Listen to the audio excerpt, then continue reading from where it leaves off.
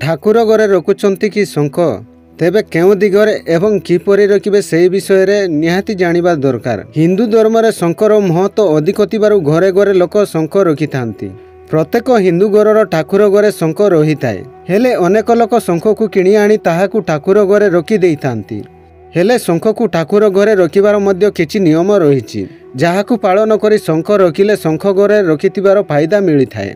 भगवान नारायणकर प्रिय वस्तु हेउछि शंख, तेणु तांको हस्तरे सबुबेले शंख रही थाए।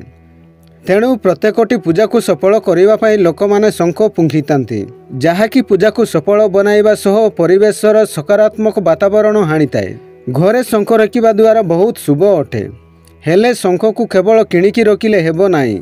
शंख को किपरि पूजा करा जाए एवं केउ दिगरे शंकर मुख रहिबा दरकार एवं किपरि पूजा करिवे सेही विषय रे आपण निहाती जानिबा दरकार।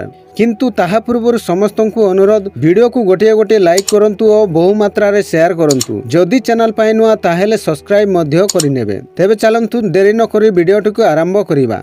प्रत्येक दिन पूजा करिबा समय शंख फुंकिबा द्वारा सेतिरु अनेक लाभ मिली थाए।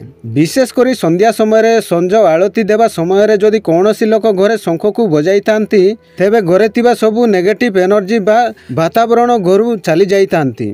एतिसह सेही शंकर ध्वनि घरर वातावरण को अत्यंत पवित्र करि देई थाए। नंबर 1, शंख को 3.5 थर बजांतु। यह बहुत शुभ फल देई थाए, अर्थात 3 थर आउ अधा बजांतु। नंबर 2, जेउ लोक संपूर्ण भावे शंख बजाइबा जानिथिबे सेही लोक संध्या समय शंख निहाती बजांतु, हेले शंख को अधपंतुरिया भावे बजांतु नाही। नंबर 3, जेउ घरे शंख रही थाए सेही घर उपरे माँ लक्ष्मींकर कृपा मध्य रही थाए। हेले जेउ घरे शंख रही न थाए सेही घर को माँ लक्ष्मी जाहांती नाही। तेणु निज ठाकुर घरे अवश्य शंख आनी रखंतु।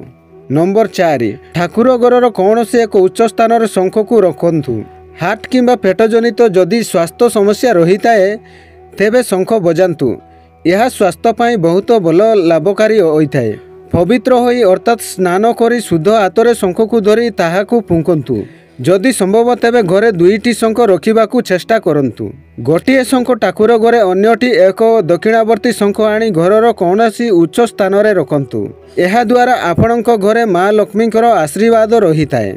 तेणु एही विषय प्रति ध्यान देले आपणकर मंगल होइथाए।